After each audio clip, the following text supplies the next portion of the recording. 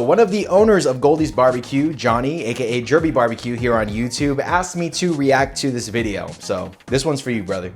Everybody, pretty much when you travel to Texas, they look up best barbecue, and then if you're in that top 10, they're gonna come to your restaurant. So Jalen, who's one of the owners of Goldees and is also the one narrating right now, goes on to say that this top 10 that he's speaking of is from the Texas Monthly Top 50, which is basically a top 50 list of over 400 barbecue joints in Texas. So the editors of Texas Monthly magazine go out over a summer and basically visit and rank all of these restaurants, and this ranking is updated every 4 years. And this is a super prestigious list, not only in the barbecue universe, but just in terms of food and foodies in general. If you get on this list, especially at number 1 like Goldees did, then foodies from all over the world are gonna be visiting your restaurant. And what's even crazier about this is Goldees BBQ opened in 2020.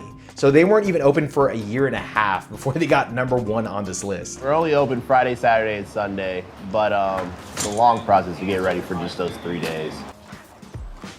I'm gonna be honest, because whenever I see a barbecue joint that's open like 2 or 3 days a week, I always think to myself, wow, that is a really sweet gig. With 1 day of prep, you get a 3 or 4 day weekend every single week. But as you can see, they are open on Friday, Saturday, and Sunday, and the process to basically get ready for the following weekend begins on Monday morning. But I'm sure we'll see exactly why they need this much prep in just a little bit. Everything's gonna be made from scratch here, so that's why it takes a little bit longer too. Like our banana pudding, I mean, we're stirring it constantly while it's on the stove. Everything is just takes a long time because we all do it from scratch.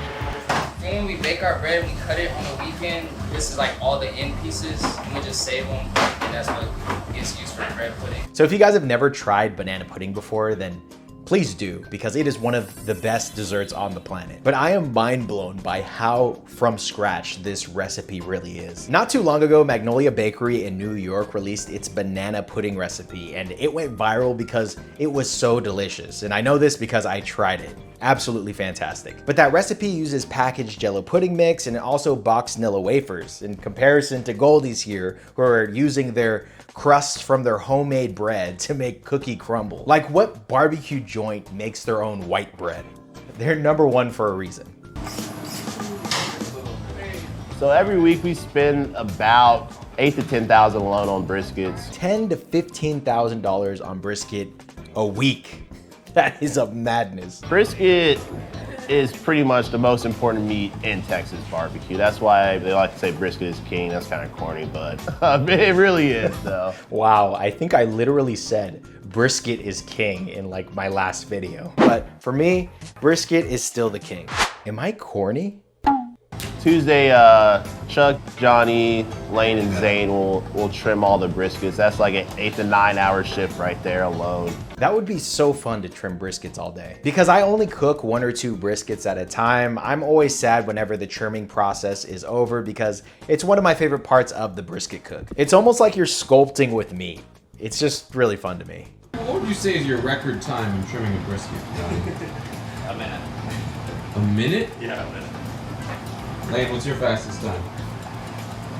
59 seconds. Wow, a minute trim is absolutely nuts, but at the same time, it kind of makes sense with just how many briskets Johnny and Lane trim every single week. So I cook way more briskets than the average backyard barbecuer, and I would say if I went for speed and accuracy, the fastest I could trim a brisket is probably like 7 to 8 minutes. So 1 minute is some really wild stuff. But these Texas Pitmasters are built different. And I know this because there's a video, I think, floating around out there of Bradley Robinson, aka Chud's Barbecue, trimming a brisket blindfolded. So I do not doubt that Lane and Johnny can trim a brisket in under a minute. The lane's nice and round now. There's not a whole lot of pointy edges. See how Zane looks all weird and different from mine. This is how it's supposed to be. That's how it's supposed to be. How is it not supposed to look? This is the one Lane did. This is how it's not supposed to be. I love the friendship and chemistry that everybody has. Like, what other business can you trash talk the owners like this? This just seems like such a dope place to work. You want to trim brisket? Do I want to trim brisket? Yeah. Hell yeah. Get it in here. Okay, so here Alvin gives trimming the brisket a try, and this wouldn't be an Ants Barbecue video if I didn't roast someone's technique, so here goes. So on the back of his mohawk trim, you can see that it's kind of sticking up like a cat ear. And in the big 1,000 gallon pits, the hot air is going to absolutely scorch any parts that are sticking up on the brisket. So definitely he's gonna have to make that part more rounded and more aerodynamic. There's also a little bit too much fat under the mohawk. I think he should have cut the side of the brisket a little bit more aggressively, and this would have also cut off some of that really thin meat on the bottom of his flat. Overall, I rate 8 out of 8. This is hard. I gotta give it to you guys. It's not easy. So on Wednesday, we do a lot of stuff on Wednesday. That's the day we start sausage. So that's when we're doing about 200 to 250 pounds of sausage. And then also that's when we trim all our pork ribs, anywhere from 120 to 150 pork ribs. I think we also trim beef ribs that day too. The variety of cuts that barbecue joints do every week absolutely blows me away. I mean, you could cook all of the meat, so the sausage, the brisket, the spare ribs, the beef ribs, the turkey, at the same temperature, and it'll still turn out really good. But to get number one, you have to optimize each meat, which means you have to cook them at different temperatures. You have to change the temperature depending on what stage of the cook you're at. You have to be aware of all the signs of the barbecue, and at the same time, you got to do this on a huge volume on each one of these cuts. It is a ton of work. Where are you guys going? Panther City. Lunchtime? Yes, sir. Once a week, we like to go to another barbecue restaurant. We go hang out with the pitmaster. We're all pretty close. But yeah, you just want to go check out other barbecue restaurants, see what they're doing, see how we're still comparing, like still trying to learn stuff, like even at this point, see how we can make our food better. This is one of the most impressive parts of this entire documentary to me, because despite being number one and having the Texas monthly list being like 3+ years away, you can still see that these guys are trying to learn and improve on this craft. They still have the heart of a student. This is why I think Goldees BBQ is going to be the #1 joint in Texas for a very long time. All of us, we all went to the same elementary. I've known Lane since kindergarten. Johnny moved in 3rd grade to our elementary school, so we were all friends before that. That explains a lot of the chemistry that we have been seeing between everybody so far. It's because these guys have known each other for pretty much their entire lives. Which is crazy because I still have my childhood friends from middle school and high school, and we're all just kind of doing our own thing now. But this group of childhood friends started a barbecue restaurant together and became the #1 joint on the Texas monthly list. That sounds like the plot for like a Disney Channel original movie or something. Goldie soft limb? Yep. Can't tell saying harassment. Can't tell saying harassment. Why not? Secret. I'll give you $3. I'll tell you off camera. That $3 deal. Goldees actually has their all-purpose rub and also their brisket rub available in Walmarts all over Texas, and soon they're gonna be available online as well. They also hold barbecue classes at their restaurant a few times a year, and during these classes, they tell you everything. The banana pudding recipe, the recipe for the sides, the rubs, the sauces, pretty much everything that you would want to know and anything that you could ask about their restaurant, they will tell you at this class. So if you're interested, make sure to check out their website and sign up for one of the classes if you can. Texas barbecue, especially for the briskets, you want to do it low and slow. Like we start off at about 200 degrees. It doesn't get any hotter than 300.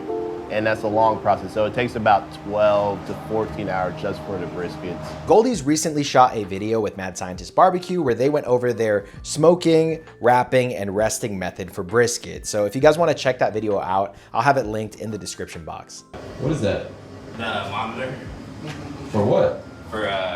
for the Smash we're about to play. Smash? Yeah. So like I mentioned earlier, Johnny, who's on the screen right now, has a YouTube channel and it's called Goldees BBQ.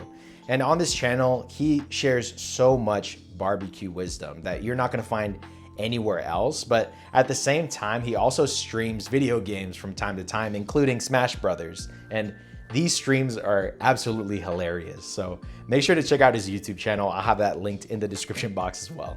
If I beat you, I get a chop you sandwich? Yeah. Oh yeah. If you beat me, I'll make you guys cookies. You know, Johnny pulled some real cheeky moves.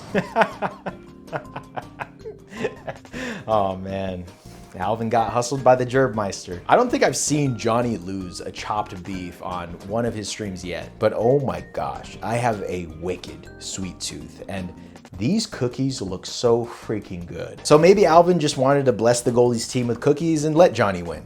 Who knows? I'm about to cool the beef ribs.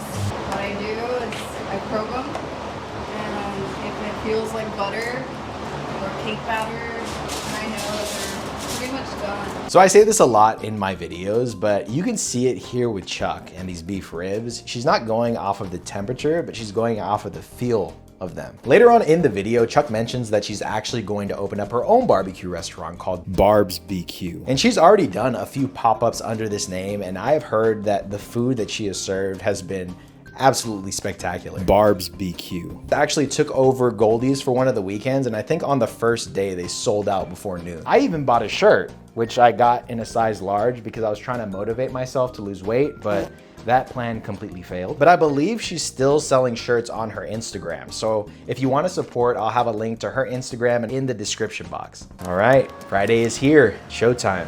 Usually people get here around 6 to 7 is where we get our first couple customers. And it's always nice to see, like, you're like, all right, so we're gonna have some customers today. Like right when we pull in, it's like, all right, I think it's gonna be a good one. How long have you guys been waiting for?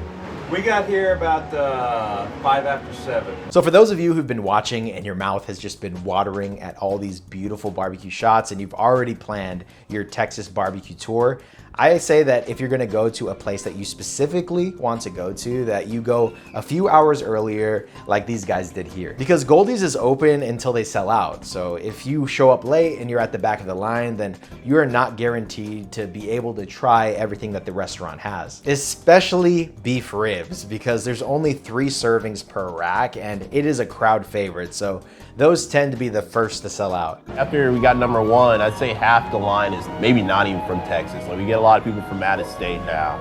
Oh my gosh, that many people are willing to stand in the hot Texas sun to get a taste of this barbecue. Another note, you can see that they have a cooler that says free drinks, and they provide free beer and water for the people that are waiting in line. Super dope. Great customer retention hack right there. Right at 10:59, it's like when you gotta get your game face on. That's when we're all ready. We're sitting behind the cutting board.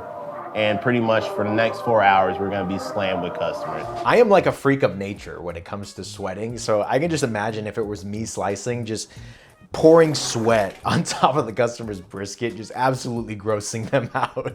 It would be terrible. We'll do little samples. We call them samples. Their burn-in is great. It's like the best part on the brisket, but we give those out for free pretty much to everybody in line. That is another great customer retention and also just a marketing hack right there, which is giving out the burnt ends. Absolutely agree with what Jalen's saying here about the burnt end. It is the best part of the brisket. It's rich with fat, it has a salty, crunchy bark completely covering the exterior, and it just melts in your mouth. Every person in that line who got a piece of that burnt end is guaranteed to buy double the brisket that they had originally planned to. Like me, PJ, and Della up here cleaning up, and then like they're back there still on the pits. So after all that madness, they have to clean up the restaurant so that it's ready for the next day where they have to do it all over again. Absolutely crazy. So I recently watched a video where Guga Foods cooked a brisket for an entire week. And oddly enough, I actually learned some really powerful barbecue tricks from watching it. So make sure to watch the next video on your screen so you can learn those tricks for yourself, and I'll see you guys over there.